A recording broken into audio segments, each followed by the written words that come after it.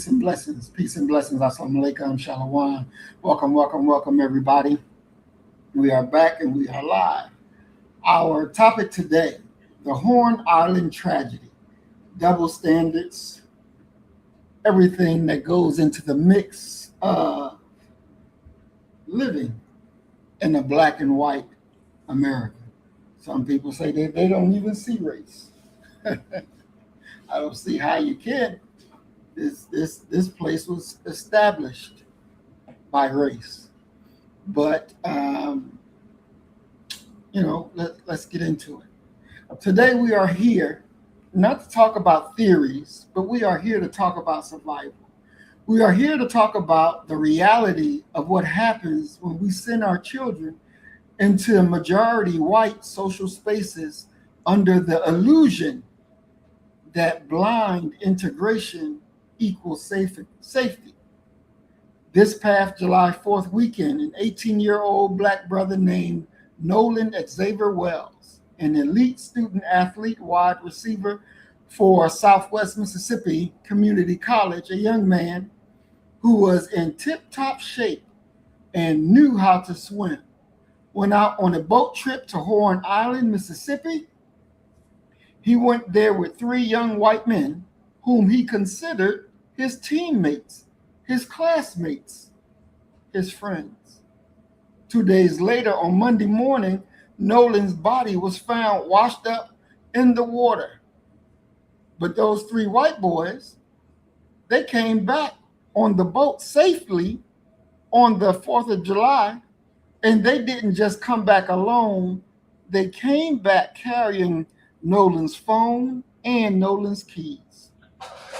On Friday, July 10th, Nolan's parents, Christine and Elmore, stood in Harlem at the National Action Network with attorney Ben Crump and Reverend Al Sharpton.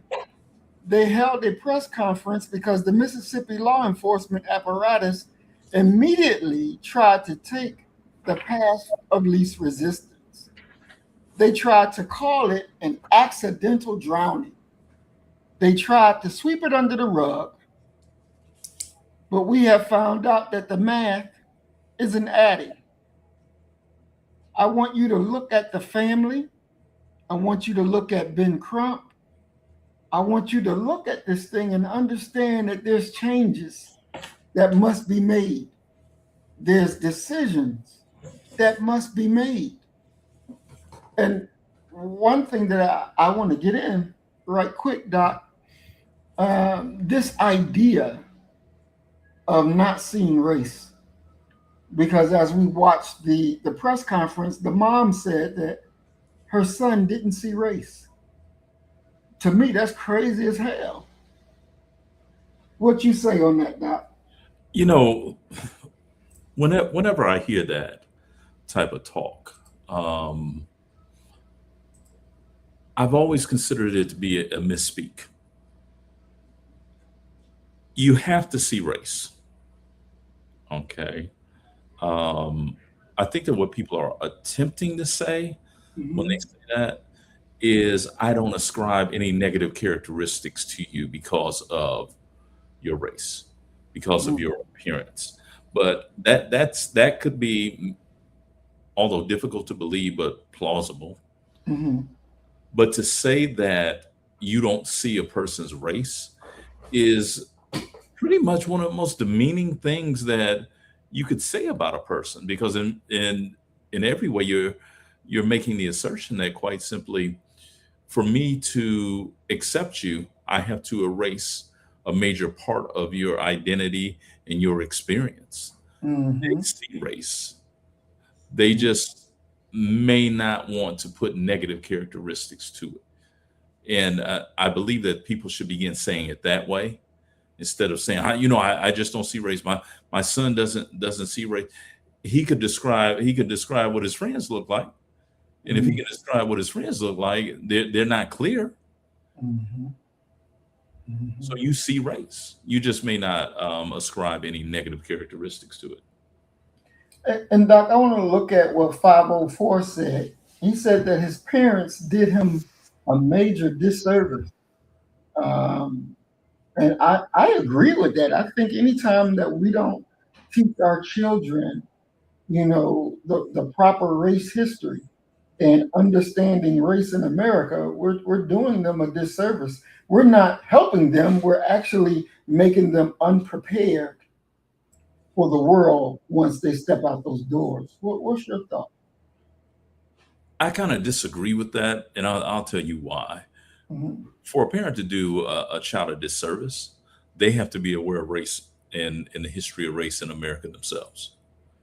So his mother, who I'm pretty sure is biracial, probably has her own dubious constructs about race as it stands. Mhm. And you therefore are going to have a situation that, for lack of a better way to say it, you got the blind leading the blind. In America, race matters. It has Mhm. always mattered. It will always matter. And as a parent, as an adult, how can you have matured or grown in this nation and not see race? This is, in a way, parental neglect, Mhm. but I still would hang my hat on the idea of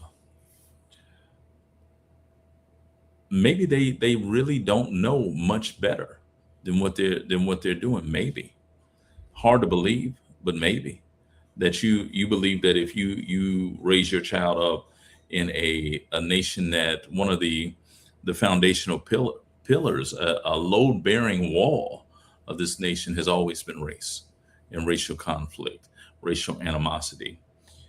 If you don't understand that, I don't even it's too late in the game for you. Mm.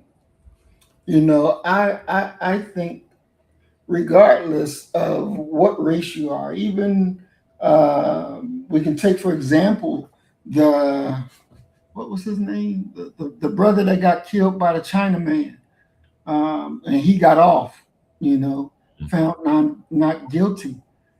Mhm. He knew what he was dealing with, and in terms of how they speak it, he saw a nigga, and Yeah, the nigga about to steal. yeah. And so I'm about to shoot this nigga and teach these other niggas to not be stealing because niggas steal. And Hmm. and and that's the thought that's in their mind. That goes back to our sister Let from LA, Harley's.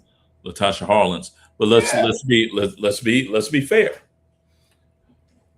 Unfortunately, with the psychological warfare and damage that Black folk have gone through since 1619, some of us think that way as well. If True, that makes perfect sense, true. some Some of us some think of that us, way as well. true. We can't Because leave that out. you have you have some individuals who are Sambos, who are Hmm. who are Uncle Ruckuses that are in our midst. Hmm.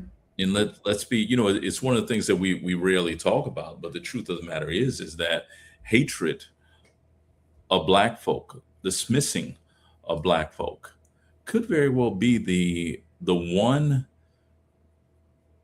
belief that links more Americans together than any other belief, because Mm. Americans of all races and ethnicities, all socioeconomic statuses, you'll find individuals who revile Black folk listed Hmm. in that number.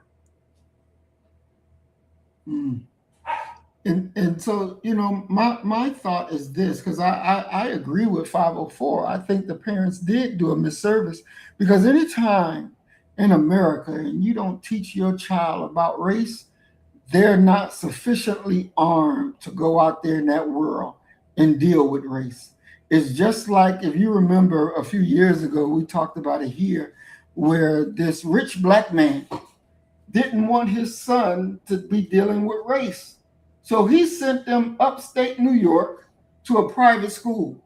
Hmm. And the son was out walking to the store and came across some real, straight up crackers with their, Confederate flag waving and driving their truck.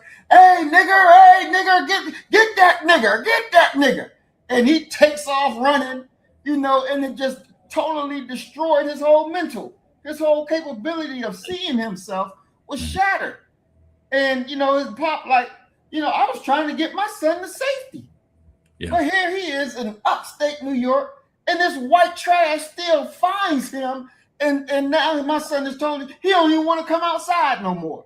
Mhm. And that's the thing that I'm saying. It's a failure of the parent to teach them the reality.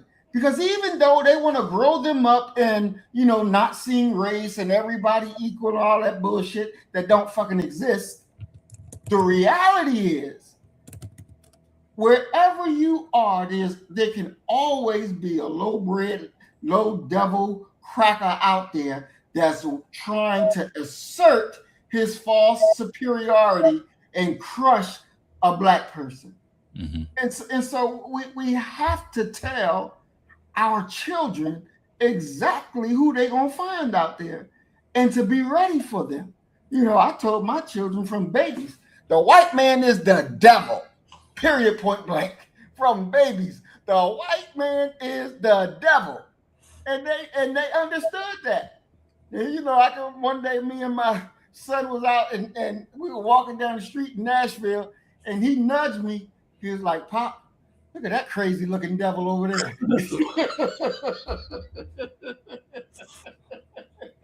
The thing is that when you're dealing with the idea and the concept of race and what it means, there are so many quote unquote adults who don't have an understanding of race. Mm, There's so many there. I come across so many people mm, who they find out that what I teach and what I research and what have you, and they want to have these discussions upon race in America. It's startling how little people know about race in America. I just presented at a conference mhm, probably about maybe a month ago, and I made this statement because I'm talking about the transition from pre-World War I to post-World War One, and we have the generation of the second Klan, and the second Klan was more concerned with European immigrants just coming mhm, off of World War I. They want America to be isolationist, and you need to become an American, which is basically you need to speak English and accept our worldview if you're ever going to be accepted if you're white skinned. And I made that point, and I said, you weren't even white. And I was speaking to a gentleman who was Italian or something. I said, you weren't even white before World War I. Oh yes, I was. I've always been white. My people are white, and this and that. And mhm, I I'm like, sir, you weren't. And it took one of the other professors who was there to say he's right. You weren't white in 1919. Said now your people are trying to assimilate into being whiteness during that time, but you were not white. And so, here you have people who, in a nation that rests upon the idea of racial animosity, mm, and you know nothing about race. mm, You know nothing about black folk. You know nothing about white folk, if we're being truthful about it. What are you doing? mhm, And the idea for me that this young man's parents would attempt to have him talking about, don't see race and this and that. You're setting him up for a very rude awakening that he may not survive. mhm, And that's really what it comes down to. And if mhm, you're if you don't prepare them, if you don't prepare yourself, I think it is in many ways a dereliction of duty to give birth to a black child without any understanding of what race is and what they're going to be facing in their mhm. lifetime. Exactly. I definitely agree. I was thinking, Doc, the other day, I was like, well, looking at the report on the black family, Mhm. where they wrote that, black people will be looking and expecting for this new equality and he was like, unless America make a serious change to address it, Mm-hmm. it ain't gonna happen. It's not gonna happen, and for generations to come, it still ain't gonna happen. No. And we're 61 years from that time, Mm-hmm. and the cry is still the goddamn same. Yeah. So when they wrote that report, they were spot on in understanding and realizing. And Daniel Patrick Moynihan. Yes, Yeah. yes, that he was right on understanding race, and as he calls the wicked virus that is in the American bloodstream. Yeah. He was right on point with it. Yeah. And it just really makes me look at those black leaders who didn't like what he said in the report and said that it was not a good report. Mm-hmm. Like, well, what were they thinking? What were they looking at? Because it seems to me he was spot fucking on, and they must have been drinking some damn Kool-Aid, trying to say, yeah, we are one, and that ain't the case. Yeah, but at that moment when the Moynihan report comes out, you got to remember you're talking about the mid '60s. Mm-hmm. And you're going to have in '64, your LBJ is going to sign the Civil Rights Act. '65, he signs the Voting Rights Act, and we're going to move towards this thing called, which really was Black reparations, affirmative action. They're being asked to do something, and many Black leaders, if you don't know what the ask or the request was from America, you'll miss why they're saying what they're saying. The ask was, the last thing that we need is patience. You have to give the Civil Rights Act and the Voting Rights Act an opportunity to make an impact in this world. That's what they're talking about. Whereas you have certain leaders like the Reverend Dr. Martin Luther King Jr. King is not for waiting. King tells them, he said, we got to keep going. We got to keep pushing. Same thing with Ella Baker. You got to keep going. You got to keep pushing. You can't let up right now. But many Black leaders, and keep in mind, many of these Black leaders are going to receive some political monetary benefit for telling their people to just wait. That Daniel Patrick Moynihan's report, although it may be accurate as far as a qualitative study, we got to let this thing play out. But Moynihan is perfectly, positively correct.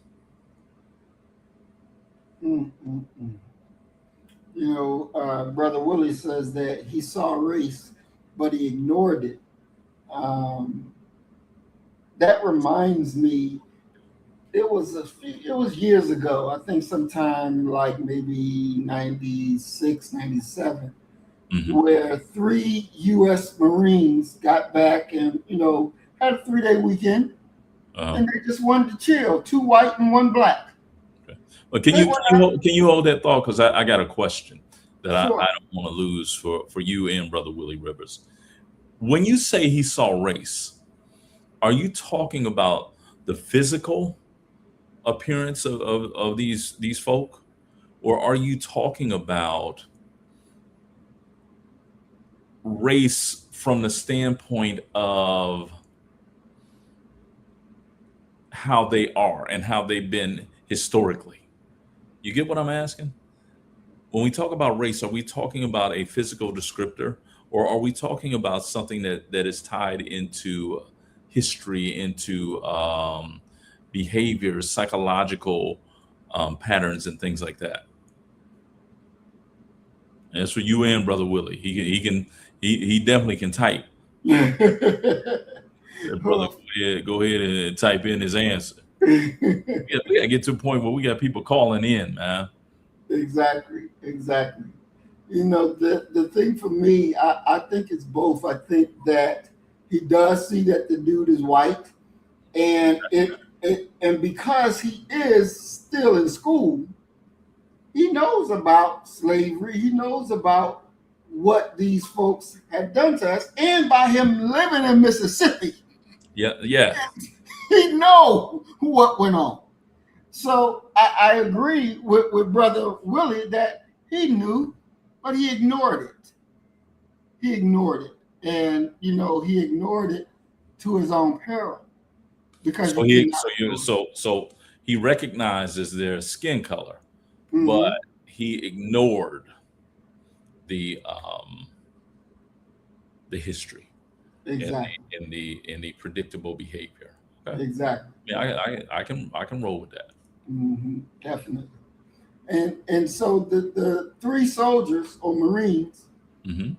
they went out camping, and they had the bonfire going, and next thing you know, the black one wound up dead with his damn head cut off. Now they got to explain how the hell their friend, all three of them go out there, but only two of them come back, and the dead one is the black one. And not only is he dead, but his fucking head is cut off.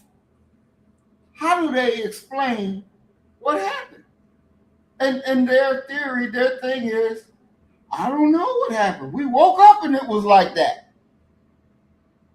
You don't know how the boy head got chopped off. You don't know how the boy got thrown in the fire. We woke up and this is how it was.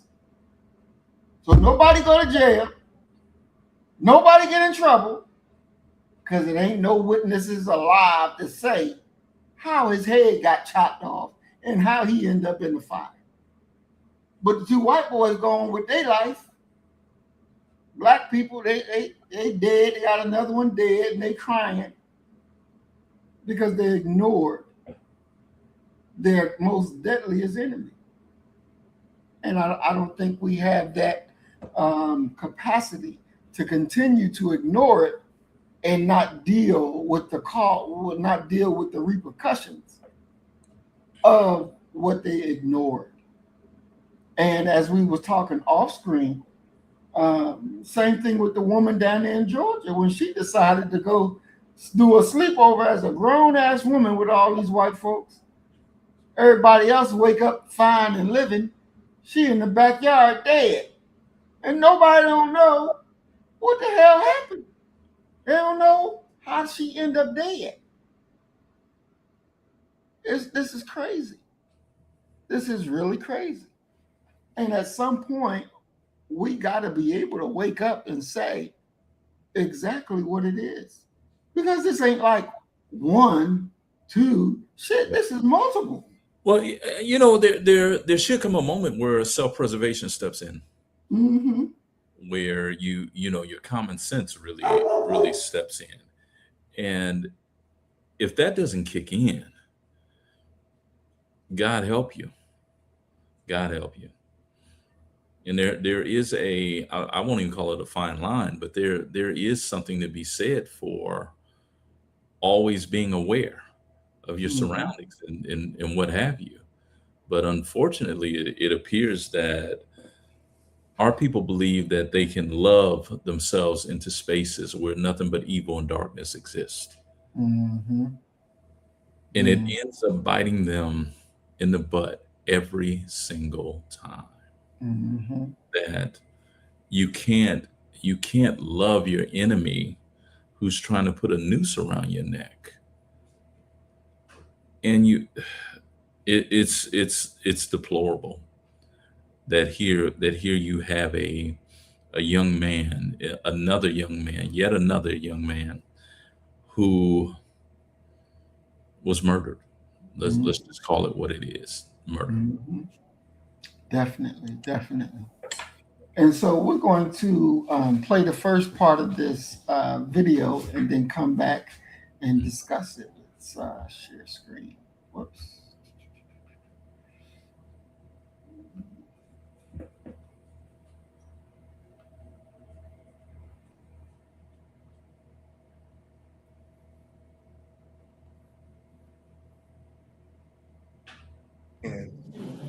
On a boat with a young white man. And that young white man ended up dead. What kind of investigation would be being conducted by the Mississippi law enforcement officials? How many times would those 3 young black men be interrogated. So all we're asking is the same consideration you would have given if the roles were reversed. Give that consideration to this family as well. That is our fight. The glaring contradictions just jump out at you. The fact that he is there with his friends, and you look at all the videos, it seems to be he's the only black on the island, or maybe one other, but not many.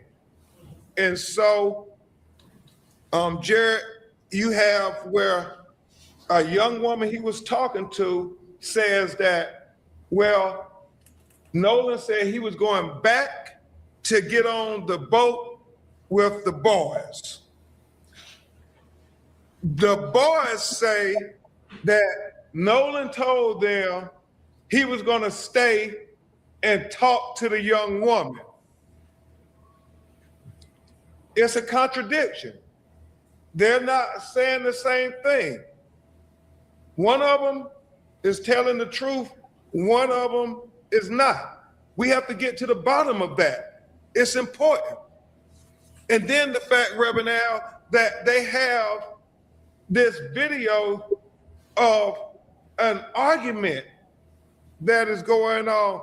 And you know, thank God, all young people, they have cell phones, and anytime you hear people raising their voice, they start the video. And so you hear on the video, Nolan saying, "Give me my freaking phone. What are you freaking doing?" And that becomes even more relevant when you think about the story that they are presenting, that Nolan chose to stay behind. That's what they're saying. But his phone, he wouldn't take that with him if he's going to stay behind on the island. I mean, we're talking about an 18-year-old kid. What teenager would leave their phone behind if they're going to stay on this island? What teenager wouldn't take their phone? And so it's not adding up. It's not adding up at all. The fact, as Reverend Al said, you know, they didn't take his phone with them. His mother, when she finds out that her baby is missing, they start trying to track the phone. The GPS, the phone, they've used Life 360, and they discover that, well, the phone is on land. The phone is on land, but you said he went missing on the island. And so it's not adding up. And so they go get the phone. And you hear her tell herself, when her and her sister start going through his phone, Jared, they realize that there are deleted messages, so they're trying to figure out, well, why are there deleted messages on his phone? I mean, it becomes relevant when you start putting everything together, where we can't just say, oh, there's no instance of foul play. We're going to get to the truth one way or the other. The fact that, and this really makes no sense to me, Reverend Al, this notion that, where he drowned, y'all have, I'm sure, seen all the videos out there. I mean, if he's drowning, nobody sees him drown, nobody offers assistance, nobody tries to help him. I mean, obviously, he stands out. He's, I think, the only black person I saw when I'm looking at the videos. And if you see him drowning, you mean nobody is going to try to help him? It's not adding up. It is not adding up. And that's why the family, at their behest, we had an independent autopsy. I'm going to stop it right there, Doc, and come and talk to you about it. So as you can hear, been talking about, the two different stories. Somebody's telling the truth, and obviously somebody is lying. What teenager leaves their phone and say, okay, I'm gonna go ride on the other boat, but I'm gonna leave my phone and keys on this boat? No, no. I mean, if the video captures him saying, "Give me my effing phone," what are you effing doing? Mm, There was some there. You don't get there amongst friends um, easily.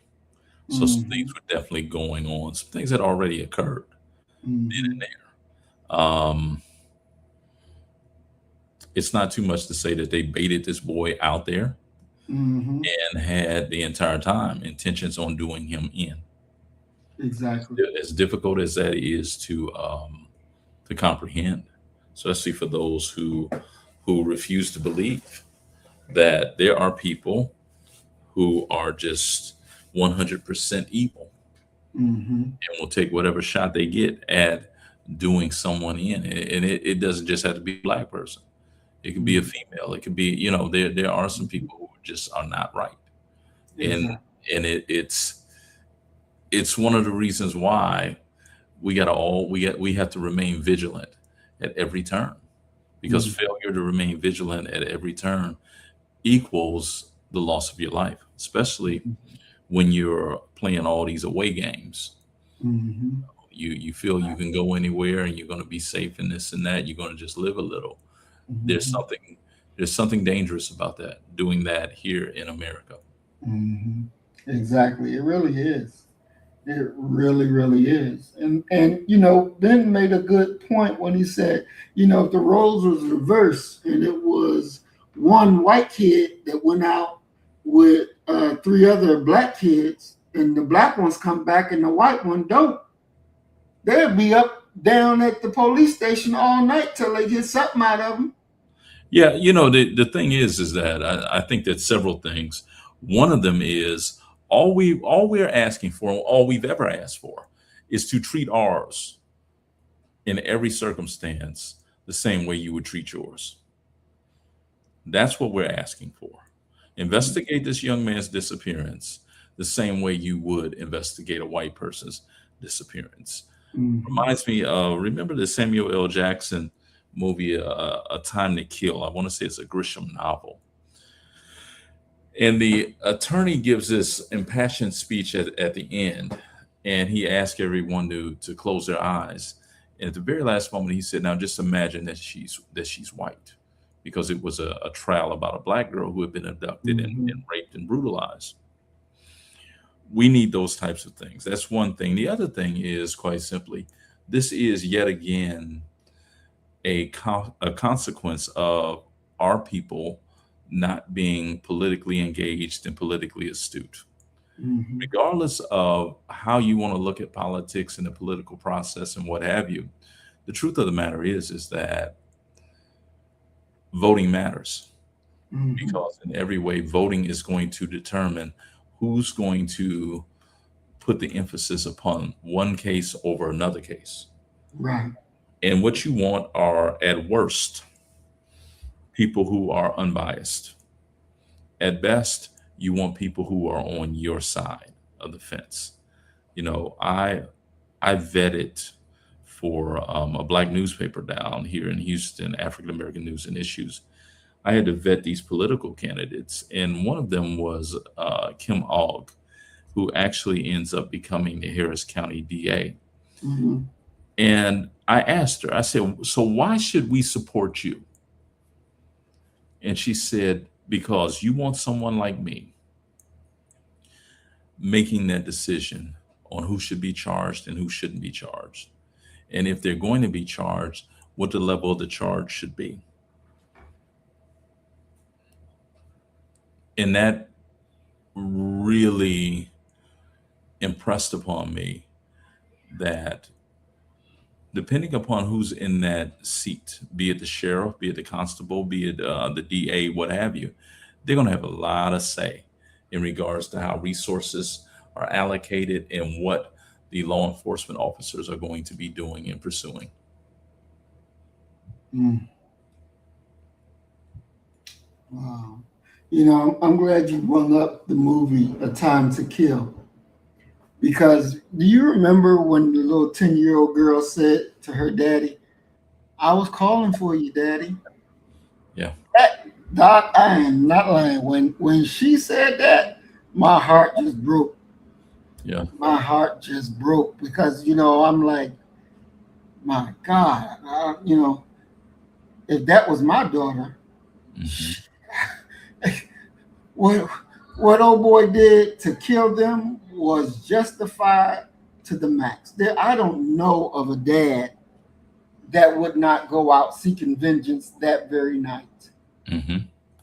Because your little 10-year-old daughter said, I was calling for you, Dad, Hmm. but you couldn't hear her. You wasn't there. You wasn't there because she knew you was her protection. Hmm. You know? Boy, that broke me right there, Doc. I ain't gonna lie. I felt that. I felt that. Mm-mm. There, there is things to kill people for, Yes. and Yes. that's definitely one of them. Hmm. That's definitely one of them. Ain't no way in the world. Mm-mm. And I'll tell All you right. that in all likelihood, when those who are incarcerated hear about why you're there, you'll be looked at and viewed differently Mm-hmm. because Definitely. they're gonna understand. Definitely. All right. We're going to play some more this press conference. being performed. Um, and we thank Colin Kaepernick for helping to pay for that independent autopsy. And we thank Tyler Perry for helping to pay for the funeral. Because as Reverend L said, these were just regular parents going about their life. They weren't expecting any of this. And then we're having to try to hire all these experts to be able to go and see if they can retrieve deleted messages. We have to have experts. You'll hear from Attorney Park talk about, where the body was found when it was recovered and how long it took to be recovered. We think all of those are relevant issues to trying to understand what really happened to Nolan Wells. And this independent autopsy is so very important because we had his body flown from Mississippi to Washington, D.C., because his family wanted to make sure that they had a doctor who had no ties to Mississippi law enforcement to do an independent examination of their son's body. And we are hopeful to get that results in the very near future. We were hoping we would have had it today. However, as you all know, here in New York, they canceled all the flights yesterday. And so it took a long time for his body to get to the medical examiner's office in Washington, D.C. But rest assured, as soon as we get those results, we will make them known to you because we believe transparency is very important. We want to lead by example. We want them to be transparent, and we want to be transparent. We know they conducted an autopsy. We are waiting on their results as well. The final thing I will say is this. If there are any people on that island, any young people who recorded videos, who witnessed things, who may have saw Nolan at any time on the island, please, please, please let us know. Please call bencrump.com, call the 800 number, just any information. They are desperate. We're in a ferocious pursuit for the truth.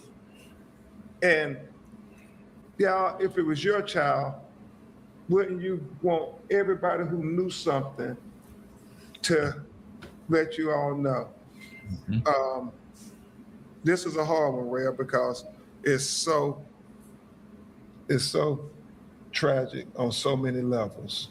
Rhea, before we bring the parents up, why don't we have Attorney Lisa Park, who is helping head up the investigation with our office. My name is Lisa Park. I'm the senior attorney for the Ben Crump Law Office in Atlanta. It is our honor to work with the family to try to find answers in this case. I think that most of you at this point are aware of Ben Crump Law and many of the cases that we represent in this country. Some of these cases you don't know anything about until we get involved and we shed some light and we explain to the media what has happened, and you all let America know what has happened. Mm-hmm. Sometimes cases come and you all already know about it. This is one of those cases. Yeah. I saw this in the news before I got a call from Ben. This was already huge in social media, already out in general media. Why? Why? Because it doesn't take an attorney. It doesn't take a special investigator. It doesn't take someone with extreme training to know right off there's something wrong here. This is, as Ben has put it, not adding up. It is so obvious. There are so many people in this country that go missing, right? Everybody knows this. But this case has captured everybody's attention. Think about why. You know that something is not right. It doesn't take us. It doesn't take the Reverend Al Sharpton, Ben Crump, to tell you and then think, oh, now I know something's wrong. We know something is wrong. Mm-hmm. And for every single person that was in Horn Island, and we know there's about 200 people, there's a lot of people. And we know that Horn Island is a popular place during the holidays. It's a popular place on the weekends. You have to get there by boat. It's the only way to get there. You have to leave by boat. Mm-hmm. It's the only way to leave. So many people out there. If you are watching this, if you see this, and you are struggling about what to say or what to do, you know what the right thing to do is. Mm-hmm. Call Ben Crump Law. There's this thing called the internet. It's very easy to find that number. Call us. We have an entire call center. They're waiting to hear from you. If you didn't go to Horn Island, but you've heard something, because people are talking. They're talking with each other. They may not be calling the police. They may not be calling us. But you heard something. We need to know that. We need to know that. In America today, so many of us, we want to believe that the last several decades, we've made so much progress in our race relations, don't we? We want to believe that. Whether you're Black or you're white or you're Asian, that's what we want to believe. We wanted to believe that this past 4th of July when we celebrated 250 years, right? If you want to believe that, you've got to be part of the solution. You've got to be part of that. You have to make it happen. And if you have information, please call us. It is incredibly important. People out there, you have answers. You may not know exactly what your information means, but if you saw something, say something, please. Okay. Anything else about the time? Okay. We'll take it on question and answer. All right. We're going to hear from the parents. and then we'll have Q&A. And what I want is when we go to the media, identify yourself and your outlet so we know who is speaking.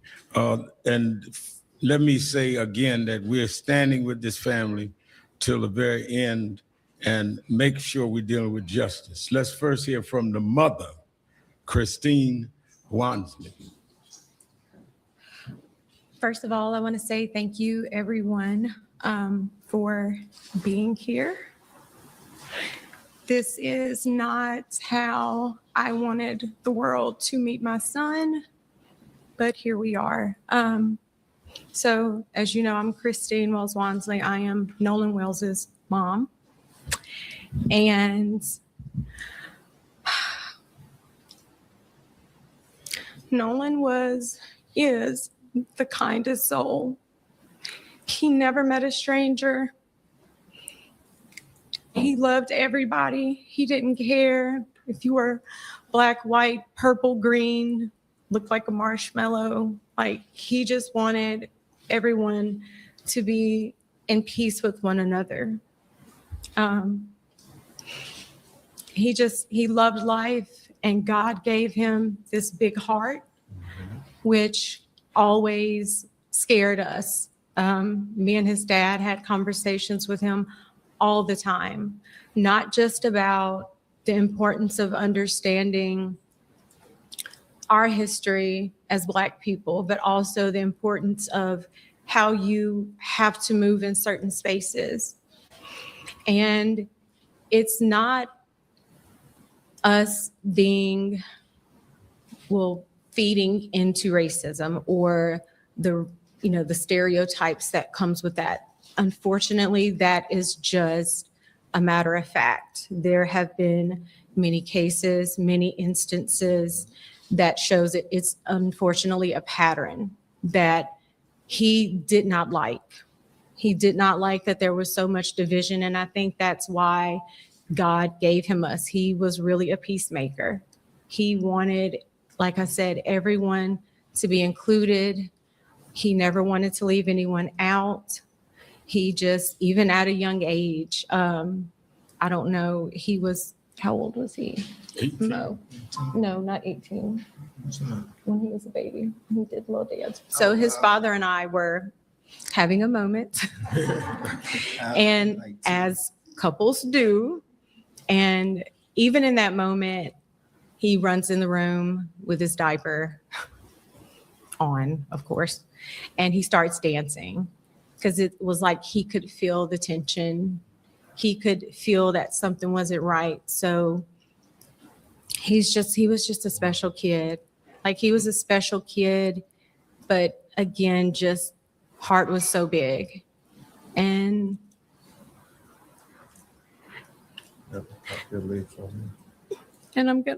we're gonna miss him dearly.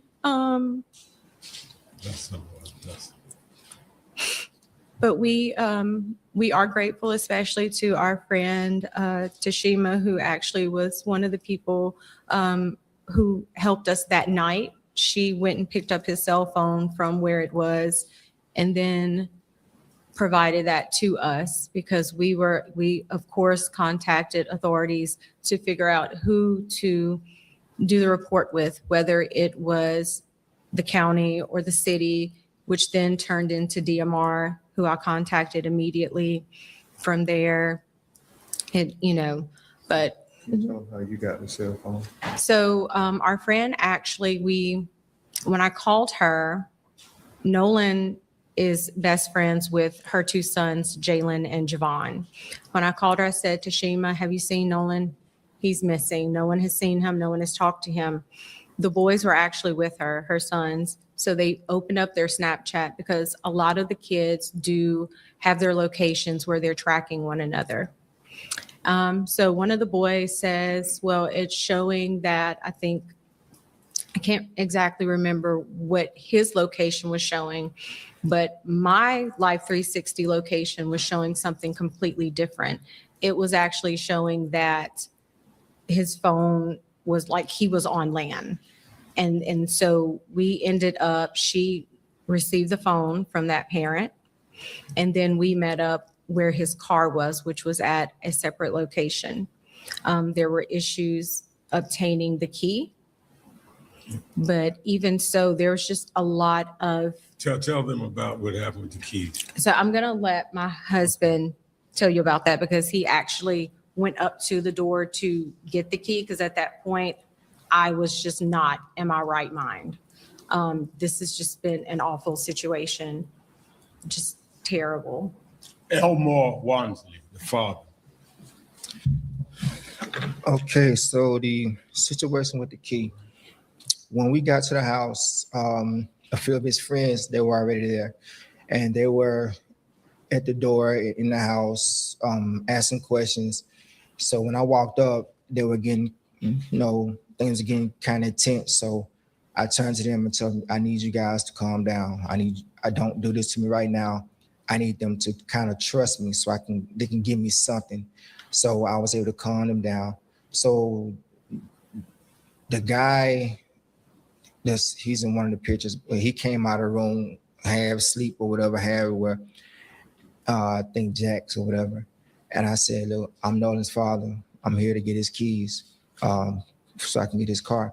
I said, he's like, his car was in the yard. His car's parked in the yard. So he was like, I don't know, man. Nolan's like my brother. I said, well, if Nolan was like your brother, would you please go in your room and see if you can find my son's keys so I can take his car home? He walks off, 2 or 3 minutes, come back. I can't find the keys. I said, okay. So at that point, I get the boys and I get to move them out the house because I didn't want them to go into the house and start tearing up these people's houses because then there would be a whole new situation. So walk outside by the car.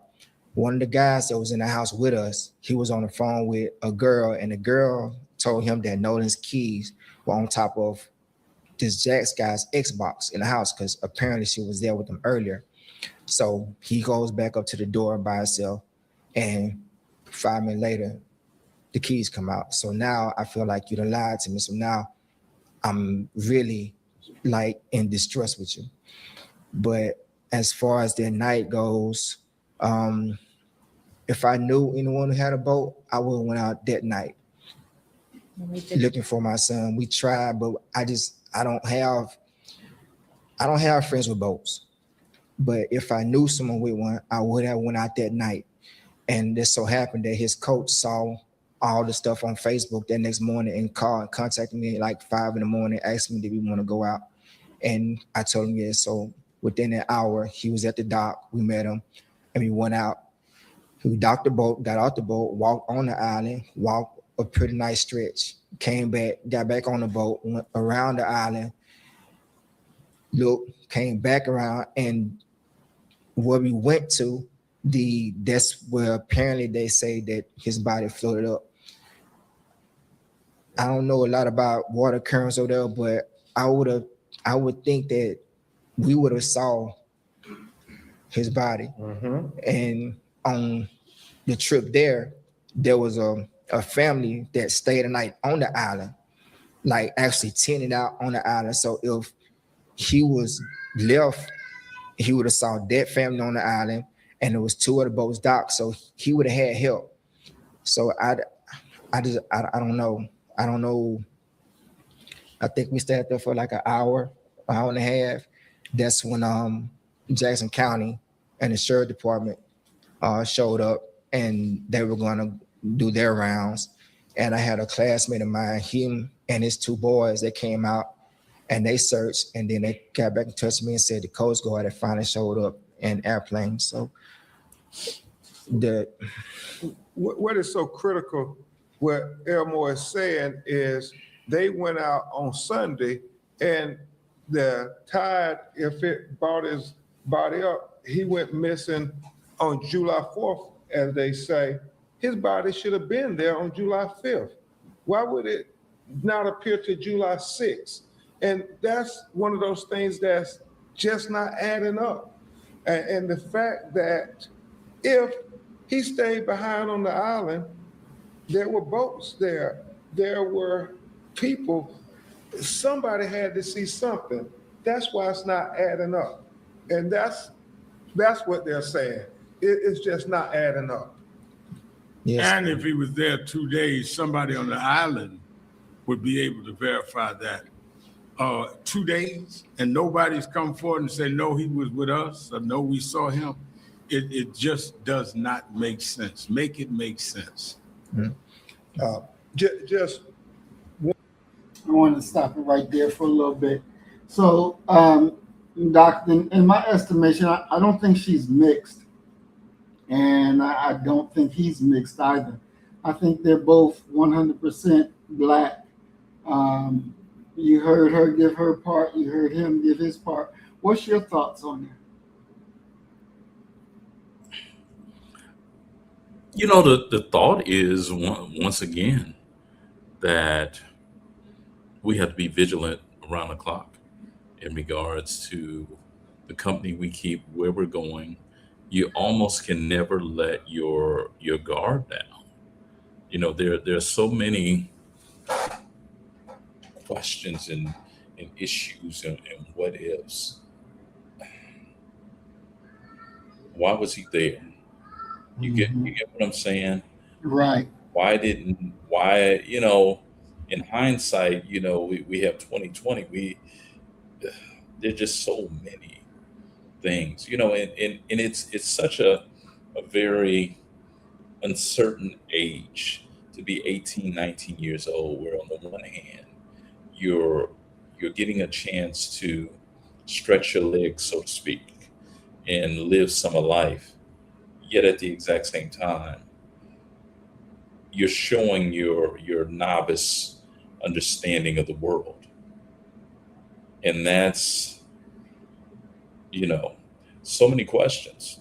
And the truth of the matter is that if they don't have someone who is on his side inside those law enforcement agencies, who basically say, no, we getting ready to put everybody in separate rooms and we getting ready to have a conversation for 3-4 days.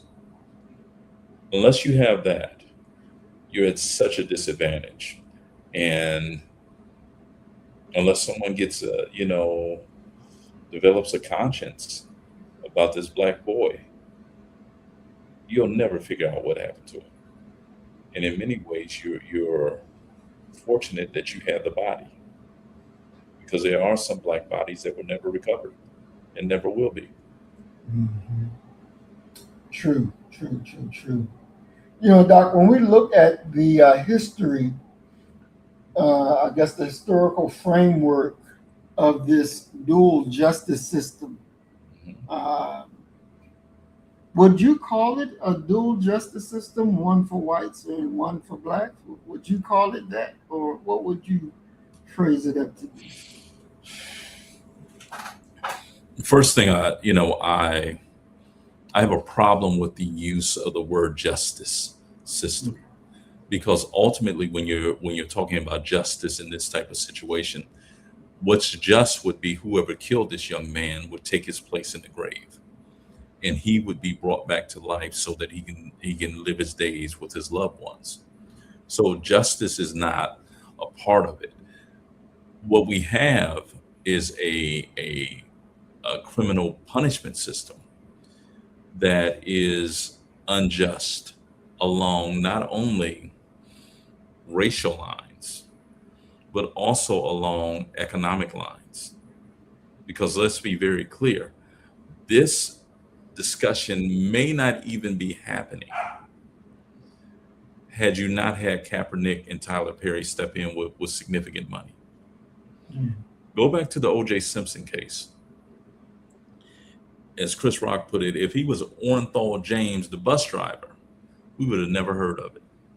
Right. But because he's able to have some money behind him to begin to poke and prod at the evidence and point out these inconsistencies, things matter. So I think that the so-called criminal justice system that we have in America is one that is heavily and seriously flawed. I mean, come on, let's be honest. The person who is sitting in the Oval Office right now has been convicted over and over and over again and hasn't spent a day in jail. Money can smooth some things out. Always has and always will. Mm, mm, mm. Interesting. Interesting. You know, and I guess when we look at it historically, has there ever been a case where justice actually worked on our behalf?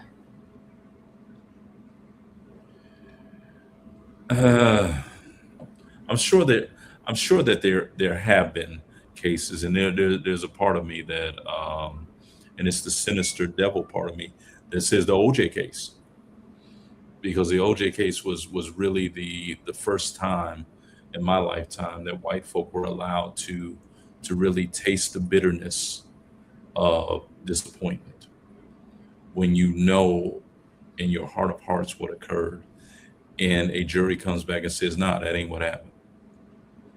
Hmm.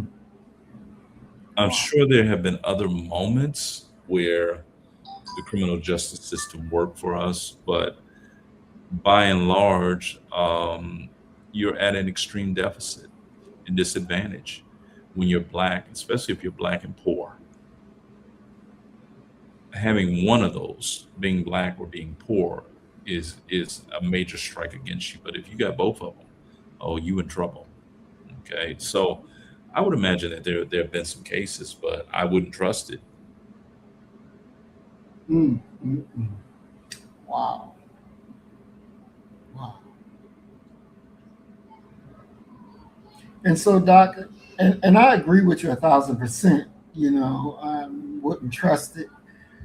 But this really gets to the point that, you know, continually we have to rely on our own independent, our private resources, you Sir. know, just to get the basic things done, you know, honest forensic investigation. Hmm. Um, you know, like you said, if they didn't have access, or if Tyler Perry and, you know, the others didn't have access to do what they did to help this case, Yeah. it would be a closed book that, you know, he accidentally drowned and killed himself. Yes, because that's what the autopsy said. Mm, mm, Make no mistake about that. That's what the official word is. And when the official word comes down, what more do you want? You know, we had the autopsy, and released that autopsy report, and there you go. You know, you can wipe your hands clean of this situation now.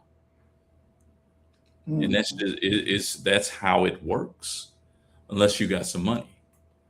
And the idea of having some money, it works in both ways.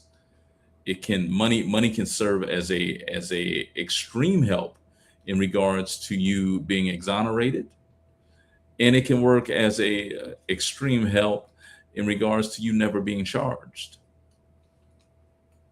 mm, mm, So much of, I mean, anytime that you factor in there, the human element, anytime you put that in there, you're gonna have some problems, because people are going to do what their hearts tell them to do sometimes, what their wallets tell them to do sometimes. Rarely, dealing with humans, rarely do you have humans who are strictly out here trying to do the good, making sure every angle is going to be represented, every person is going to be taken care of. That's rare. You know, I would feel personally, you know, I would feel better if I was being judged by a group of dogs than I do humans. I trust the judgment of dogs more than I would trust the judgment of humans. And as crazy as that sounds, it's the truth. Because when you put man in you inject man and everything that he is into these situations, you're courting disaster, if we're being honest. mm, mm, Because man can be swayed, and let's be very clear about this. man is definitely interested in improving his personal position. And that personal position that we're talking about is not a judgment by God. It is more so a earthly improvement, a worldly carnal improvement. Mm-mm-mm. Wow. We're going to play this update really quick so we can hear what the new update is on the case. Nolan Xavier Wells, the 18-year-old student athlete from Ocean Springs, Mississippi, has quickly drawn national attention. What happened on Horn Island? On July 4th, 2026, Nolan, a wide receiver for Southwest Mississippi Community College, went on a holiday boat trip to Horn Island, a barrier island off the Mississippi Gulf Coast, with 3 high school friends. According to a statement from a local chancery judge whose son was on the boat, the group left the island around 4:30 p.m. due to a malfunctioning bilge pump. They claimed Nolan chose to stay behind on the island, with the expectation of getting a boat ride back to the mainland with another group. Nolan never returned home. Following a massive multi-agency and volunteer search, his body was discovered by a U.S. Park Ranger on July 6, 2026, near the northwestern tip of Horn Island. Local authorities initially stated they suspected accidental drowning, with no immediate signs of foul play. Contradictions and missing evidence. Nolan's family and community members immediately questioned the official narrative, pointing out major inconsistencies in witness accounts. The phone and keys. Nolan's parents noted that while Nolan was left on the island, his cell phone and car keys somehow returned to the mainland without him. Family members had to track down the phone themselves, and a video surfaced from the day where a voice matching Nolan's can be heard demanding, "Give me my freaking phone, what are you doing?" The swim factor. Family and advocates have heavily questioned how a young, highly conditioned college athlete who knew how to swim would simply drown in those conditions. Identification. Due to the condition of the body, Nolan had to be identified using dental records, which typically happens when visual identification or fingerprinting isn't possible. Independent autopsy findings. Civil rights attorney Ben Crump was retained by the family to launch an independent investigation. Activist and former NFL quarterback Colin Kaepernick stepped in to fully fund a private, independent autopsy conducted by a forensic pathologist in Washington, D.C., completely outside of Mississippi State Network. The private forensic findings sharply contradict the initial municipal overview. Factor. Official state initial view. Independent autopsy findings. Time of death. Estimated around 11 p.m. Narrowed to between 1:30 a.m. and 2 a.m. Physical trauma. Superficial bruising attributed to a fall. Defensive wounds identified on the forearms and hands. Toxicology. Standard screen returned negative. Advanced screening flagged trace sedatives previously untested by public labs. The private forensic results point to a physical struggle, shifting the focus away from a simple accidental drowning and toward a much more complex criminal timeline. Current status. As of mid-July 2026, no criminal charges or arrests have been announced by law enforcement. Jackson County Sheriff John Ledbetter has stated that the department is running a very active investigation and has urged the public to refrain from spreading unverified rumors or AI-generated misinformation circulating on social media. Ben Crump and the Wells family continue to push for absolute transparency, demanding that local authorities secure all raw, unedited footage from anyone who was on Horn Island that weekend and review the new physical evidence brought to light by the independent autopsy. All right, we're going to play one more because a friend or double friends came up and said what they said. So let's listen to this real quick. Triseston Shepard, a childhood friend of Nolan Wells who was on the boat with him, publicly came forward on Good Morning America to address the viral video and the rumors surrounding Nolan's disappearance. His core statements include, "That's me yelling." Shepard stated that the viral video, heavily cited by internet sleuths and attorney Ben Crump, where someone is heard screaming, does not depict Nolan Wells. Shepard explained that the voice in the video is actually his own. He noted that Nolan was not even on that part of the island at the time. The context of the altercation. According to Shepard, there was no argument about a cell phone in that video. Instead, he was yelling at a friend, Javon Williams, and a family member who were physically restraining him from continuing a fight with a completely different person, a stranger who had started an altercation with him. Why Nolan stayed behind. Shepard reiterated the narrative that Nolan chose to stay behind on Horn Island voluntarily. He stated that Nolan had met a young woman on the island that day, really liked her, and wanted to stay behind to continue hanging out with her. Denying foul play, strongly pushing back against the online backlash and allegations of foul play, Shepard stated, "We did no wrong here, and we don't understand how we're getting so much hate behind us. We all cared about and loved Nolan, and nobody wanted to see Nolan die." He expressed frustration with people trying to spin a narrative that isn't true. The Jackson County Sheriff's Department confirmed that all the friends who traveled with Nolan that day have fully cooperated with law enforcement investigators. You know, Doc, I don't know. I don't believe it, but you know, who knows? I wasn't there, but the mere fact that they hid the phone, they hid the keys, they deleted the messages and the Snapchats from Nolan's phone. Why would you do that if, you know, he just left and, you know, trying to chase some girl? Why would you do those things then? To me, that just doesn't make sense. There's something nefarious going on here. They're not innocent. They're not innocent.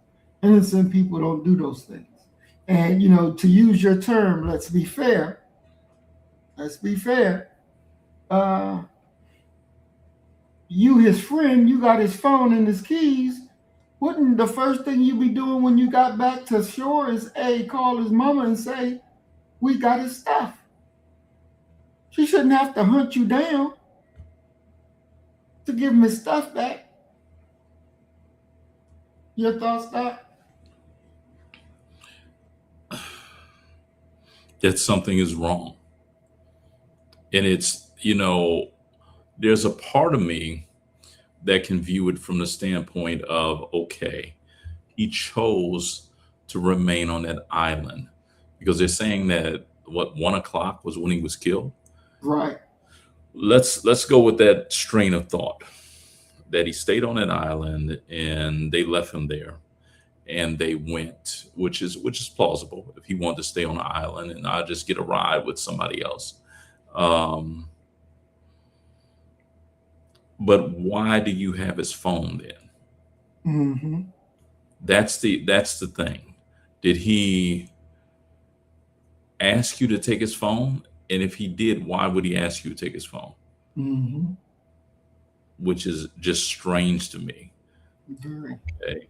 Now let's say, you know, I would like to go forward and say, well, let's look at another scenario. But to be honest with you, I don't think there's a reason to look at another scenario.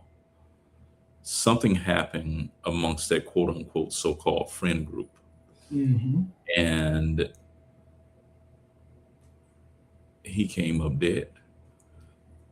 I say that with the understanding and with the allowance of, quite simply, it isn't necessarily the only scenario that all the friends knew what happened to him. Some of them may not know. Highly unlikely, but it is possible. It is plausible. Mm-hmm. But for them to have his phone, not to give his phone up, not to tell his parents, yo, he stayed over on the island then. Those are all issues.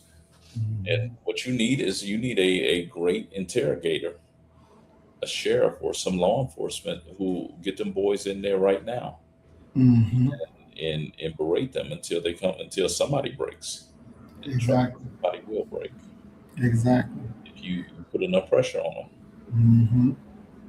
Mm-hmm. And Doc, to go back to the forensic report, you know, the state said that he has superficial bruising attributed to a fall, but the private report said defensive wounds identified on the forearms and hands. So, you know, he was fighting back. Mm-hmm. He was fighting back. He no fall and just fall and drown. No, he was fighting back.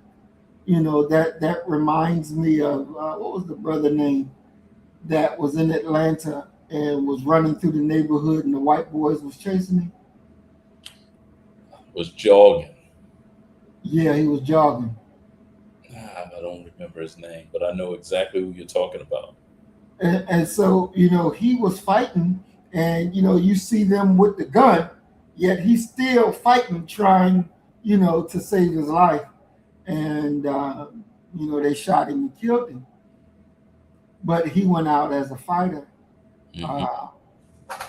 There's a lot to say about that when a person go out fighting than going out saying, fuck it, go ahead and do what you need to do. Yeah. I'm just really upset that our brother is dead, and it may be that no one ever gets charged with a crime, and unfortunately that's a reality in America. Yes. And so it goes. Ahmaud Arbery. Yes, brother Ahmaud Arbery. Exactly.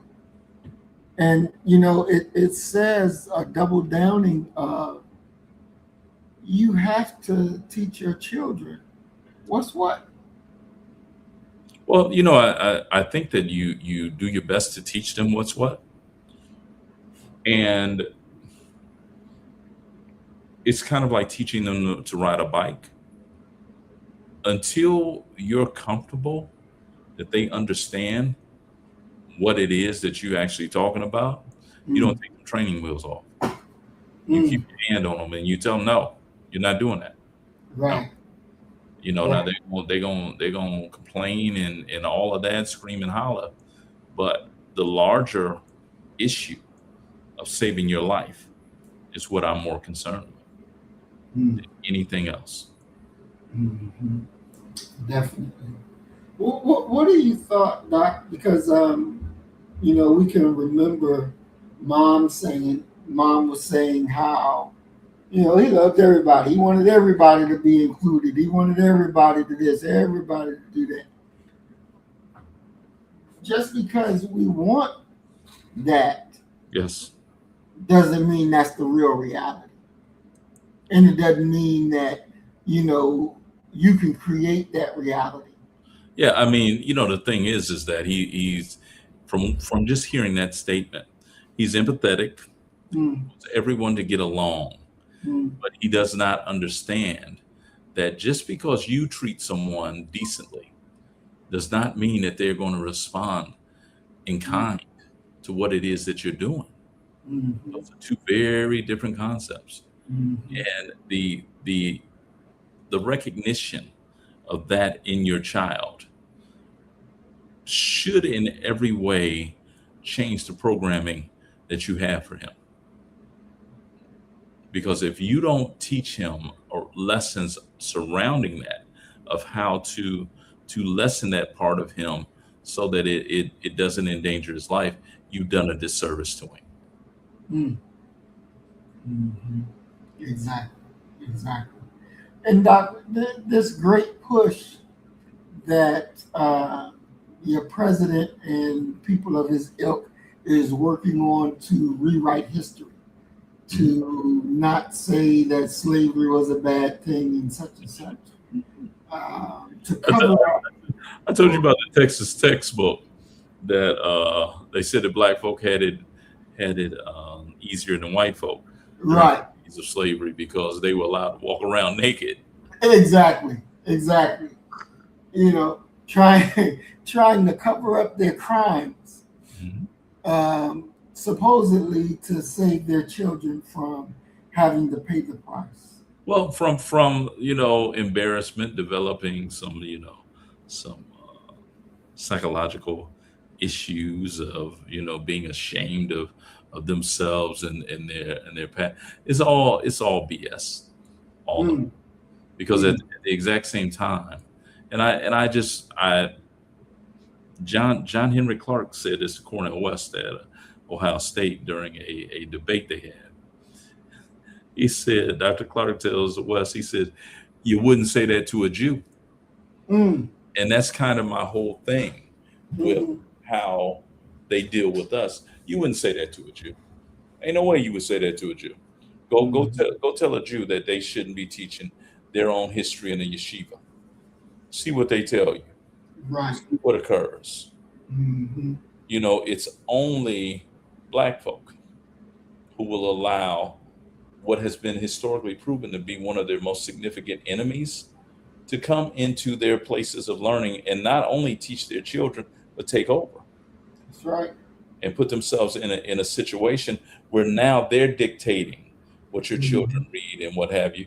And to take it a step further, they're going to dictate who's allowed to even talk to them. Mhm. If you don't meet their criteria, and that's not just degree wise, that's ideologically. No, you can't talk to these children. And these are Black children. Exactly. Exactly. And, you know, it's like the same part, so many things, so much is going on in Mississippi now, where you had Mississippi police in Senatobia, right outside the city that I was in, arrest a 10-year-old boy for going to the bathroom on the side of the car, you know, using the car to block him from being seen, but he used the bathroom. He had to take a leak. And they arrested the 10-year-old boy, took him to jail straight up, handcuffs behind his back, and took his behind to jail. And the police get on there and said, you know, the officer did his job. Yeah. They didn't see anything wrong with that. This is a problem. You have it where another police officer, mother was quote unquote said she was stealing diapers from Walmart. Mhm. Police see her running, he starts shooting. She didn't have no weapon. The police wound up killing a baby, her Black baby. And, you know, so as of now, they're saying that there was no crime. How in the fuck there was no crime? You just take your gun out and just start shooting? And nobody's shooting at you? Yeah, but that takes us definitely back to what we were talking about earlier. There is somebody or somebodies on a committee, on a board. It might be the DA, it might be the sheriff, what have you, who makes that decision, that determination.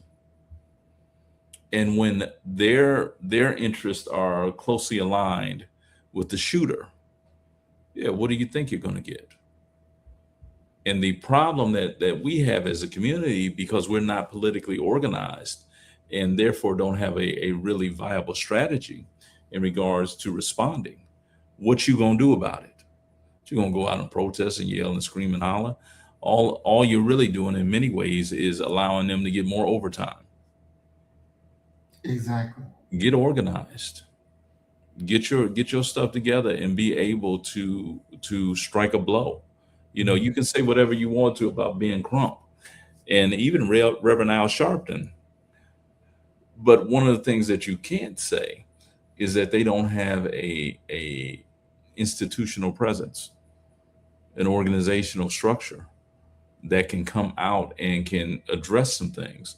I mean, think about the ability to have, you know, either reach out to or for him to know to reach out to you, Colin Kaepernick, Tyler Perry.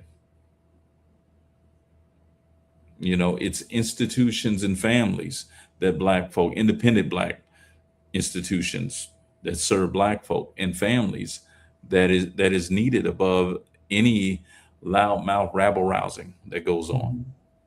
Definitely. Definitely. You know, in thinking about how this could have been prevented, I think it's three things that we have to have. One, we have to never isolate ourselves. Hmm? You cannot go into remote or isolated majority white spaces without a collective presence that has your back. You know, you remember, Doc, where the white folks and the one Black boy was out there walking through the woods And then some other group of white folks saw the black boy, the grown man, not a little boy, but grown man, started talking yada yada yada. Next thing you know, boop boop boop boop. The grown man got his ass whooped and he crying. You remember that, right? No. No, you don't remember. Oh my God, Doc, come on. This wasn't too long ago. They were walking in the woods. Man, me out in the woods. I ain't got no. I have no interest whatsoever. You know, what was it? You know, a Bigfoot or something involved in the story or something? No, I don't remember that. No. Oh, damn. Who would you with Ahmaud Arbery? My brother that was out in the woods running and whooping ass and all that. I don't remember that. There are far too many racial incidents for me to be able to sit up and tell you, yeah, I remember that. I don't remember that one. Let me see if I can. I'm gonna search for it real quick. Let's see if I can pull it up. But we talked about that one. He was walking in the woods with his white friends. Him and his white friends. His white friends watched him get his ass whooped. Yeah, I remember that. Yeah. I remember that. I'm sorry about that. I do remember that. Yeah. But see, you know, my thing is, and you know, as an avid watcher of The Wire, I'm always reminded of Avon Barksdale talking to Stringer Bell. Is yeah. See, that's what you get for playing them away games. You know, this idea of playing away games is an issue, a major issue. You know, you can't look here, man. You can't be playing too many away games. Because when you're playing away games, bad things tend to happen. Period. You know? Exactly. And so this black guy, he was in what was this? Because they was trying to lynch his ass. Booker Lake in Monroe in 2020, a black man was walking in a wooded area with his white friends and was attacked by a group of white men who pinned him to a tree and threatened to get a noose. Yeah, I remember that. Yeah. And so it's like no matter whether you're male, you're a target. You're female, you're a target. You're young, you're a target. You're old, you're a target. And what does all the targets have in common? They're black skin. And who was the aggressors? Those of white skin. Yeah, but you know, the thing for me is white America has not been very honest about the presence and the existence and really the creation of virulent white racists. That these are the children under the stairs who have been fed racism and hatred from birth, and one could almost argue and say that it's been written into their DNA. They mean you no good. Exactly. and they never will. There is no redemption process for such people. Let's just be honest about that. You're not going to redeem them. You're not going to get them to a point where they look at you as a brother or what have you. No, hell no. You know, in the foolishness that leads so many people to believing that, oh yeah, you know, well, you know, the scales from his eyes have fallen down and now he sees the error of his ways. Don't trust that. Don't trust that. And, you know, like we were talking before the show began, that they had these videos of white folk who are talking about this very issue. And the tone and tenor of what they're actually saying is, what is it going to take for Black people to understand that there are some white folk out here who hate you, okay, and want to see you dead. And the historical record has proven to you over and over and over again, if you want to read it and accept it, that there is a segment of white America, I'm not going to say all white folk, but there is a segment of white America who cannot stand to even know that you exist. Mm-hmm. And until you get to a point where you understand that you're able to adopt the Maya Angelou position. I think it was Maya Angelou. If it wasn't her, it's Toni Morrison that said quite simply, when people show you who they are, believe them. Mm-hmm. I don't even add believe them the first time, believe them. Mm-hmm. This idea of redeeming people and showing them your humanity and hoping that they pull up off of the devolvement of evolution that they've gone through as people. And they will one day love you and support you and hug you and things like that. That's preposterous. Exactly. Exactly.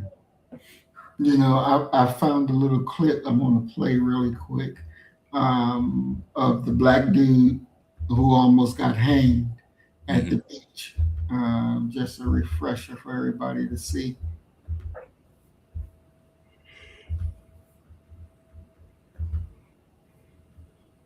I learned through the Let him go, please. Let him go. Please let him go. We're going to as soon as you let him go.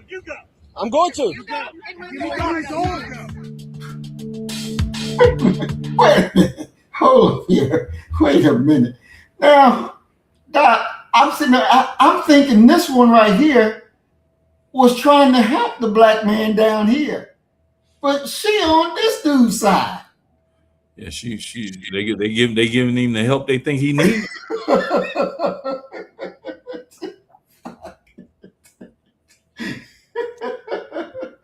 Wow. Wow. Boy, down there in Indiana. We're going to as soon as you let him go. I'm going to.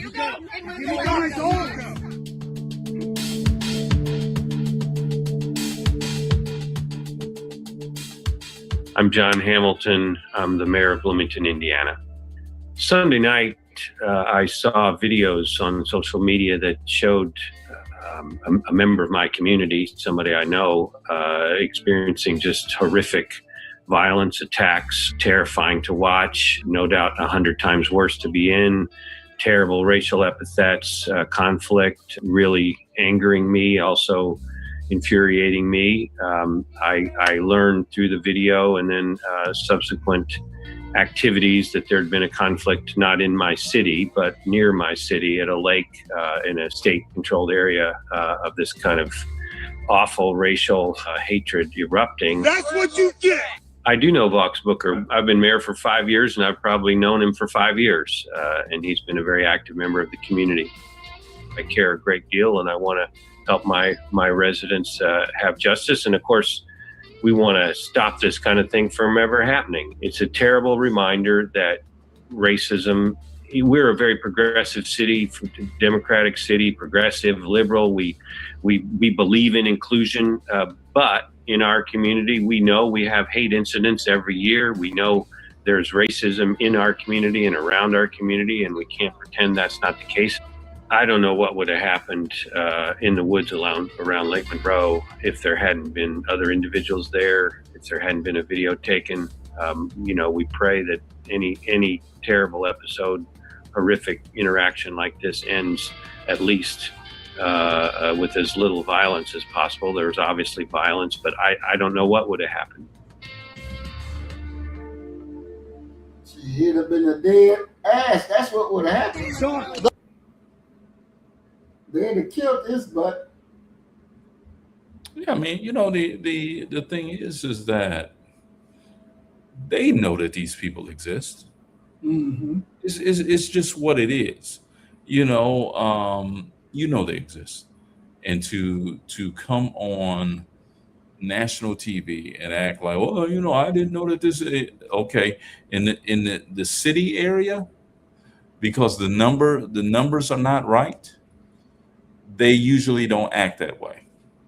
But if they catch your black self somewhere that they deem that you ain't supposed to be, it's gonna be a whole nother story. Exactly. A whole nother story. And you know, Doc, from your perspective, the history of sundown towns. Can you go into that for us? We got a sundown town. We got a couple sundown towns here in Texas, of course. You know, well, I mean, a sundown town is principally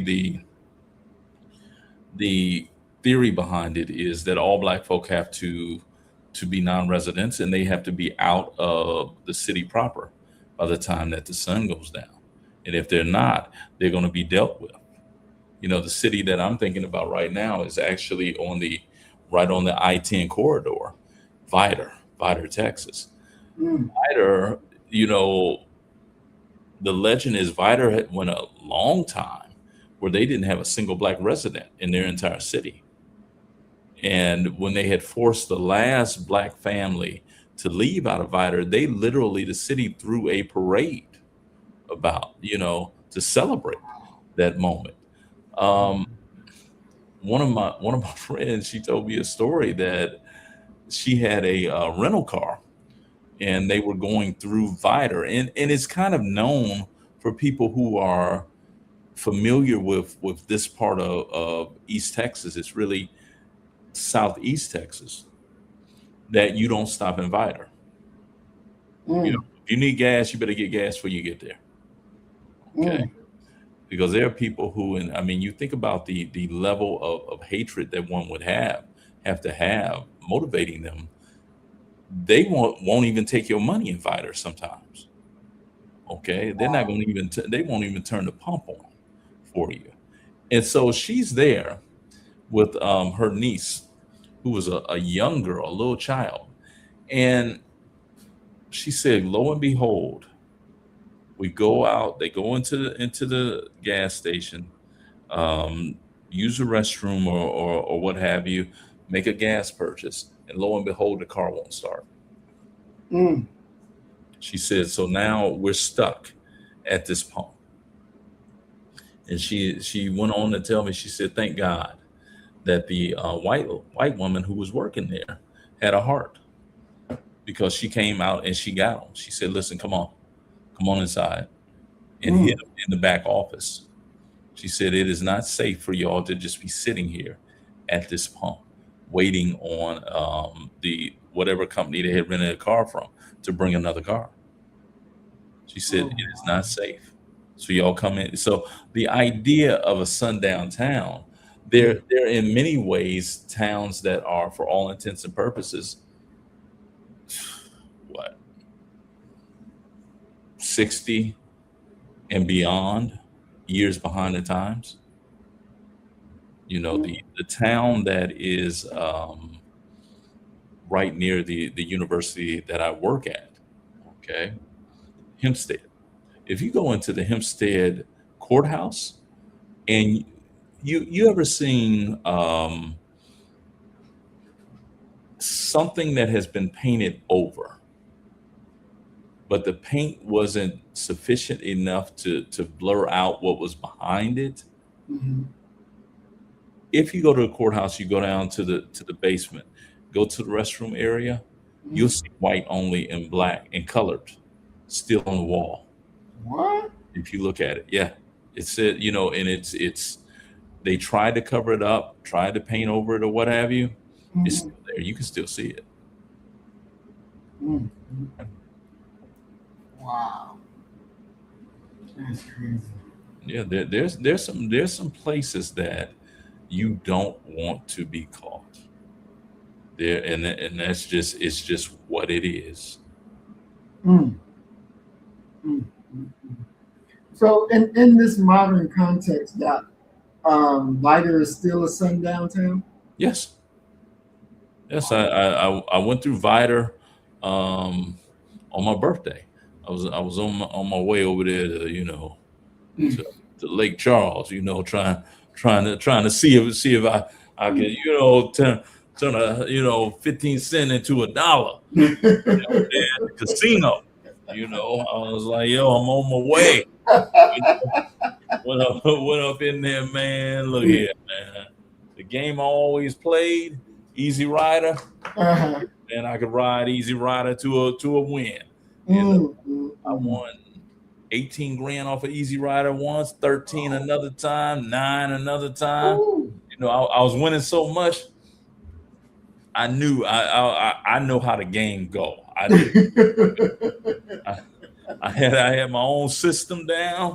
I counted in batches of 20. I had did my research. They told me that for every 20 spins, 3 of them gonna be winners.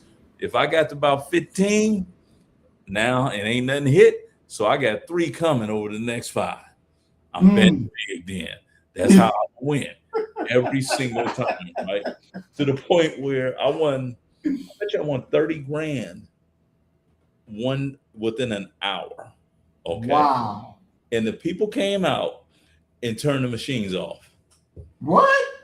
Yeah, turn the machine off. Okay. I went over there, I went to the buffet, trying to give them a little time to let the machine cool off. Then I'm gonna double on back, man. That machine was never plugged back in.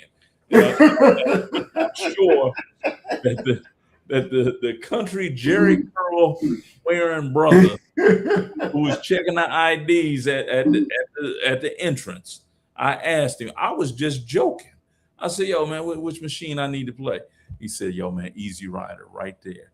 You want to play the one on the left. I'll be damned if that ain't the one that I won on. Wow. So I'm sure he ain't employed there no more either.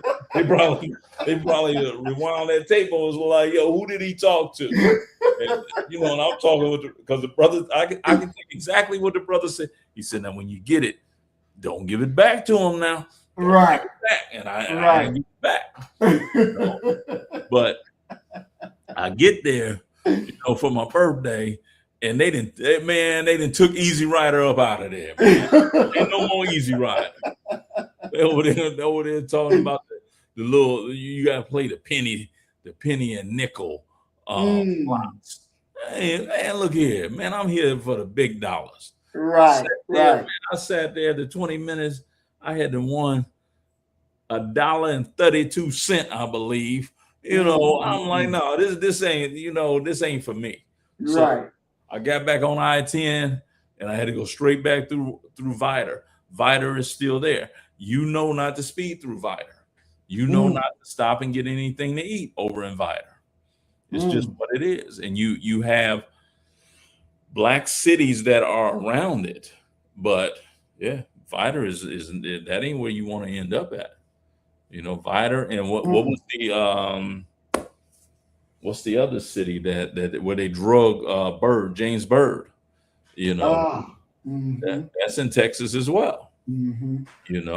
So nah, man, you mess around.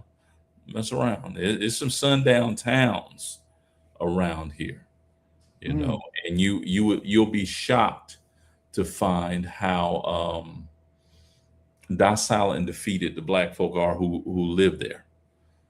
I got turned around in Mississippi, and look here. I heard an old white dude say something to a brother who looked like he should have been playing defensive end for the Eagles. I thought that brother was gonna tear that gas station apart. He said, "Look at here. Is you gonna listen to what I'm saying or what that nigga over there told you?" What? I was like, oh. Wow. It's time to go. Okay. And that big strapping brother put his head down and said, yes, what you say? What? I said, oh no, I got to go. Yeah. He said, yes, what you said. Ain't no way. Brother Willie said it was Jasper, Texas. Okay, yeah, that's where they drug James Bird. And and you know what the ironic thing is that, and this ties into hearing the mayor talk, in that last clip. Right. At the time that James Bird was killed, Jasper had a black mayor.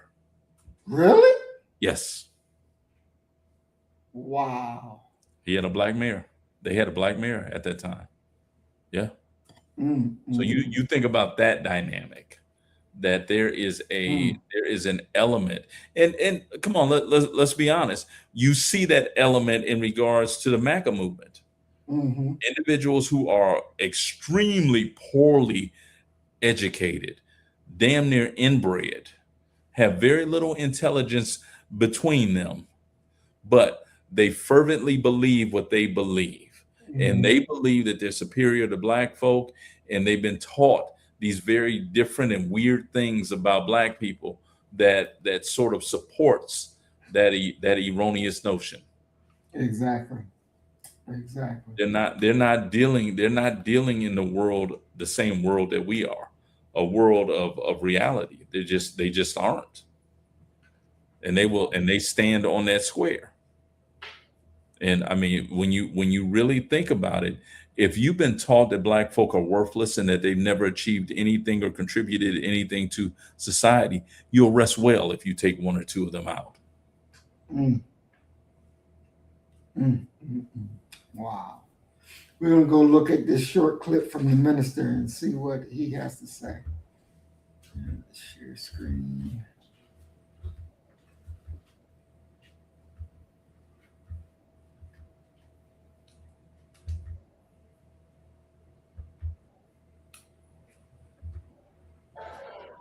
I wouldn't bring our women and children in some place to have them slaughtered. But that's what the white man hopes for. That's why he makes mischief with my words. Farrakhan won't get an army to kill white people because you see, white people deserve to die. And they know that they deserve it. They think it's us coming to do it. No. But the one thing I will say, brothers and sisters, we are nonviolent until somebody attacks us. Wait. This is the only life you got. That's right. It's God's gift to every human being that has life. It's our duty when we grow up. You got to maintain this body. You got to look out for this body. You got to eat the right foods to protect your health. This is the real house of God. And if you let him in, he'll make you into himself. So this life is precious, and we cannot allow anybody to take our life, and we don't fight like hell to preserve and protect it. When our women are attacked, like the little girl in Texas, and you see a policeman that is big and strong with his knee in her neck and his knee in her back, how could we stand by? What did she do to deserve that? A pool party. She's in a bikini. She has no weapon. That's time to die. That's time for us to show that we are real men.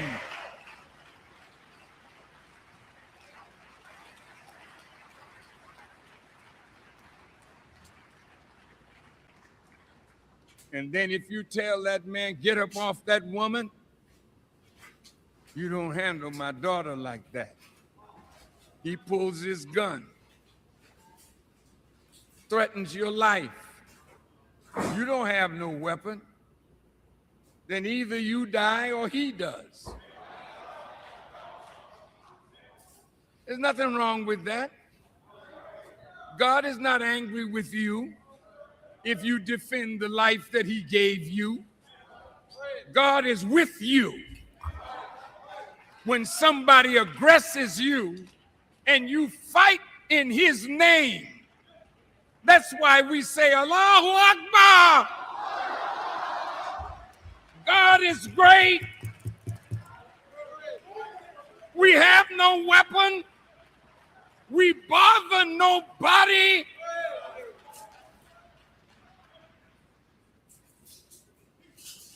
Then if you come to take our life, don't be surprised if you lose your own. Brothers and sisters, we are not killers. We are not murderers. We are being murdered. And there does come a time when somebody else other than we have to feel the pain that they delight in giving us.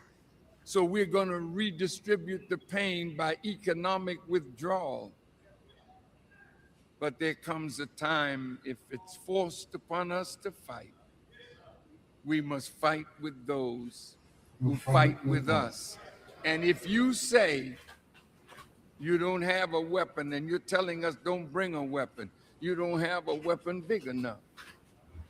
So I want to introduce you to a weapon that God has. Oh, brother and sister, you are well protected. Yes, sir. They asked the messenger when they were talking about the wheels that are above our head, they call them UFOs. And they asked Elijah Muhammad, when will they go into action? He said, the moment you attack us. So look, man, that's why our parents sung Swing Low, Sweet Chariot, because they saw a chariot in the air. Oh, Lord. You are well protected. Hold your head up high. Going out in the night, resolve to make peace with yourself, make peace with your family, be at peace with each other, and come into unity. And never shed the blood of yourself or your brother. There must be a place to resolve conflict in our community, because we're fighting and killing each other over nothing. So the pastors, the lawyers, the ones that are wise, enter the fray and say to your people, do you trust me? I am a trusted black man. Yes, sir. I earned that trust. Yes, sir. I earned that trust because I've never sold the black man out. I have always come to our defense. So when I teach one, then we resolve our conflicts and be at peace with one another. Thank you for listening. Thank you for your charity. Thank you for your presence. And may Allah bless each and every one of you. And I will see you, God willing, 10, 10, 15. Justice. Justice. One more time. Justice.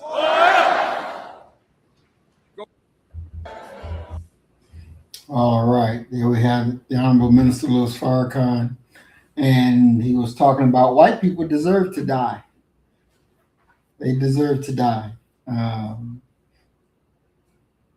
I have no problem with that whatsoever. You know, a lot of the quote unquote good white folks, they'll have problems with that. They'll have problems with some of the things that were said tonight, because they, for whatever reason in their mind, feel that it's more good ones than it is bad ones. And to me, it seems just the opposite. I think there's more bad ones than there are good ones. And, you know, Muhammad Ali gave a good example. He says if 10,000 rattlesnakes is mixed up with 10 garden snakes, and they all trying to come through the door, he said, I'm going to shut the door and keep them all out, because I ain't got time to try to differentiate. This one is safe. Let me pull this one in. This one is safe. It's just best to shut the door, you know. And for whatever reason, white people don't seem to understand that. I don't know how to make it any plainer than he made it. And when we look at the racial conflict, the racial construct here in America, it makes much sense to me. What's your thoughts? You got to unmute, Doc. You on mute. The thing for me is this. It is, the ball is in their court in regards to proving to us that they're not a rattlesnake. And not only is the ball in their court in regards to them proving to us that they're not a rattlesnake, they need to prove to each other that they're not rattlesnakes. You know, I remember a moment where there was I was at a conference, and I'm speaking with a former colleague that I hadn't seen in quite a while, and we've never had any problems at all between us, you know, and I could truthfully say to you that he's one of the few historians that I worked with that, you know, and I'll take that back. The people, except for one or two that I've worked with as historians, they've all been good guys. Every last one of them. I don't have anything bad to say about any of them. And it's black and white, to be honest with you. But we're at this conference, and he's talking with a historian who's an older guy. And when I say older, I'm talking about he's in his 80s. He's on the decline, and actually he didn't live a year after this incident that I'm talking about. He's old, to the point where he would roll up on you and would ask you, when are you going to bring his goddamn books back? You know, you need to bring my goddamn books back, and blah, blah, blah. And these are people who swear, I ain't never borrowed no book from this fool at all. So his mind is slipping. They're walking together, talking as they approach me. And the older guy says to him, yeah. See, what you could do is, you know, you could, and he's talking to the white guy. He said, you could get a short haircut, all that, and tan up, and we'd hire you. We hire anybody that look like that, got a short haircut and black. You ain't got to know nothing. And he says, hey, no, chill that out, man. Not here. Which for me is a clear sign of what? Y'all have these kind of conversations in private. That's, you know, that's really how I took that. And I know that's what's occurring. They have to shun that element within their community, number one. They know who they are. They know what they do behind closed doors. They know what they say. Okay. They know the actions that they've taken. I look at them as being no different from, and I try to be consistent. I don't see them as any different than black folk who have criminals and drug dealers and women beaters sitting around their table every Thanksgiving. You know who they are. You know what they do. And you accept them because you're familiar with them, or you're blood related to them, or what have you. It's on them to prove that they're different, not on us to filter through and get 1,000 bites, poisonous bites and cuts, trying to see if you poisonous or not. That's not on us. And the historical record that we have as a people, let's be very clear about this. We're humans. We should have some semblance of intelligence. And a part of that intelligence is learning from your history, learning from your past.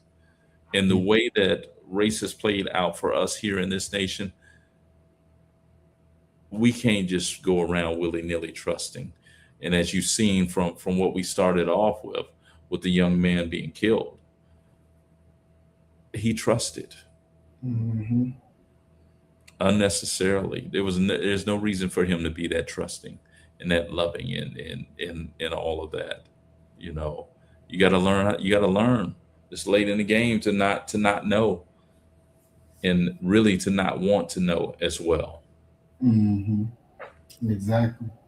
You know, T. Bull left a question or a statement rather saying, just imagine if we had our own sundown town. You know, I honestly think if we had, I don't think we wouldn't be beating white folks for being there after the sun go down. I don't, I But don't see. I think that it manifests within our community differently. Mm, When remember when Trump was running, I'm not sure if you probably didn't see it in your neighborhood, but you had all of these big monster trucks with the Trump 2024, swinging, you know, mm, go out to the Buckies, and they were literally took up the entire parking lot of Buckies, having a rally for Trump and what have you. One of my friends, William Foster, I was talking to him about it. He said, "What? What? That's that? What?"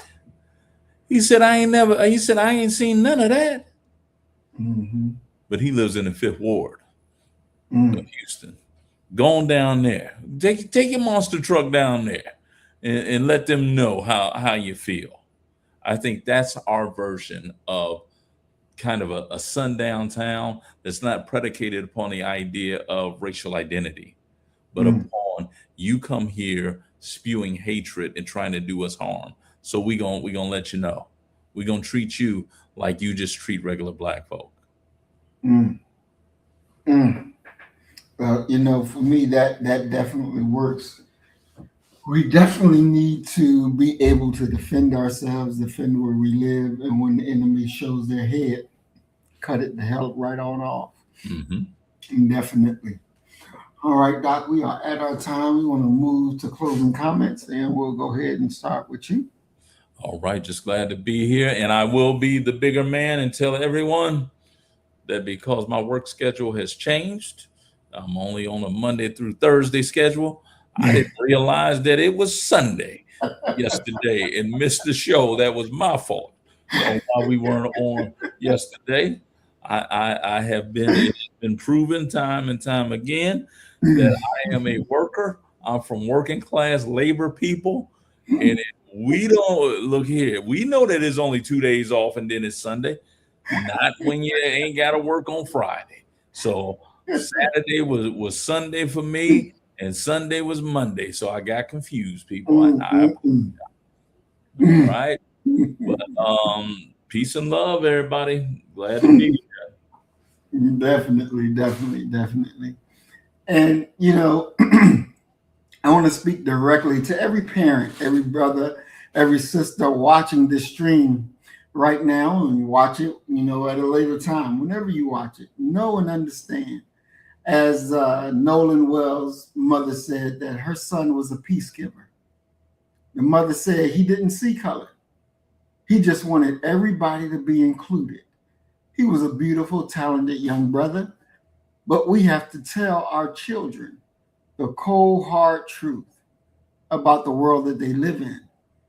When we raise our children to be completely blind to the racial dynamics, we are sending them into a world unarmed. We have to teach our youth the unyielding cultural protocols starting today. And so the first one has to be, and Doc, you correct me if you disagree, never isolate yourself. You do not go to no remote island, no remote nothing, no isolated nothing with no majority white spaces without a collective presence that has your back, and be willing and ready to fight for you to make sure you make it home safely. We have to have a code of accountability. We must build a culture among our young people, among us, period, where we will never leave a brother or a sister behind. If 3 of us go out on a boat, 3 of us come back on a boat, period. No exceptions. No story is about, well, he wanted to stay back or she wanted to do that. Nah. We came together, we leave together. We came just as safe, we leave just as safe. We have to build our independent protections.